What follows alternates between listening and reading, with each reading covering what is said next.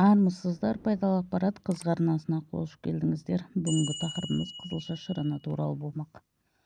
Қызылша шырынының пайдалы қасиеттері. Бала кезінен бастап қызылша шырыны жалпы суыққа қарсы халықтық емдеу құралы ретінде танымал.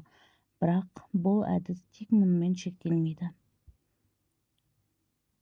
Қызылша шырыны тиімділікті арттыруға, есте сақтау қабілетін жақсартуға көмектеседі және атеросклероздың тиімді алдын алу қызметін атқарады.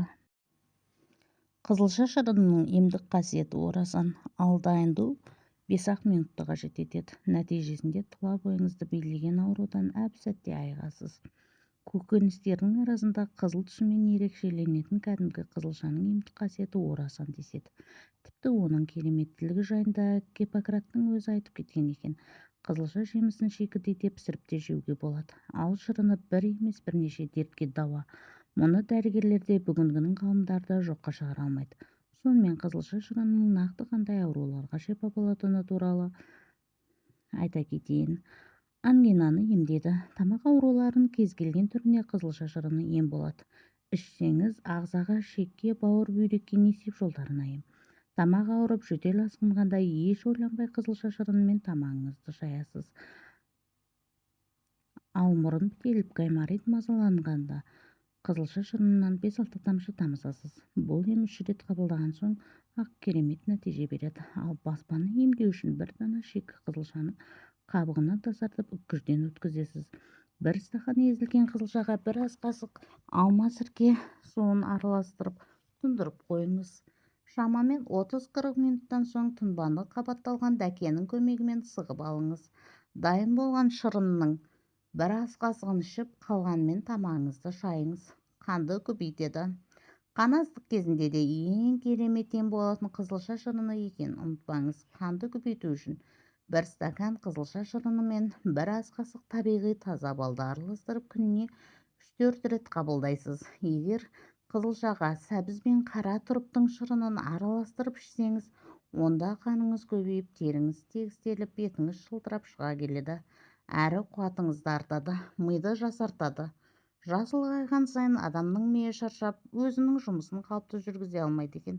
Осы кезде есте сақтау қабілетінің нашарлауы, ұмытшақтық секілді жайсыздықтар пайда болады. Ал мұның алдын алғыңыз келсе, қызылша шырынының көмегіне жүгініңіз.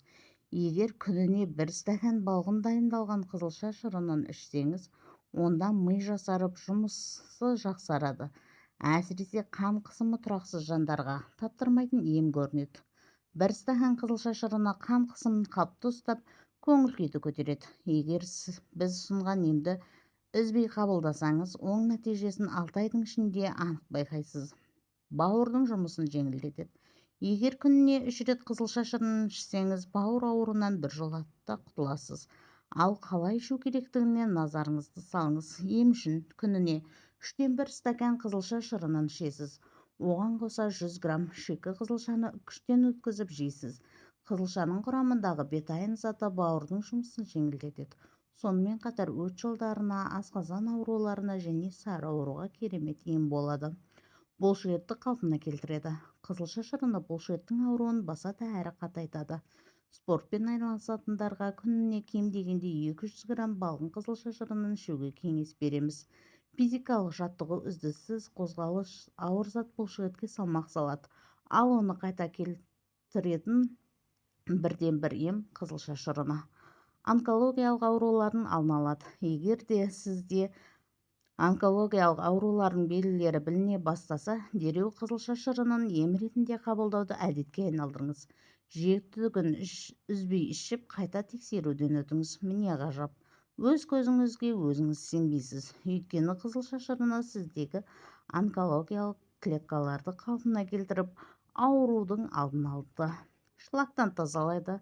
Қызылша шырынының көмегімен ағзаны улы заттардан шлактан тазалауға болады. Ол үшін аш қарынға бір ас қасық қызылша шырынын ем ретінде қабылдаңыз. Арада 3 күн өтісімен ақ кіші дәретіңіздің түсі өзгеріп, бауыр мен шектің жұмысы жақсарады. Нәтижесінде теріңіз жақсарып, ағзаңыз шлактан тазарады.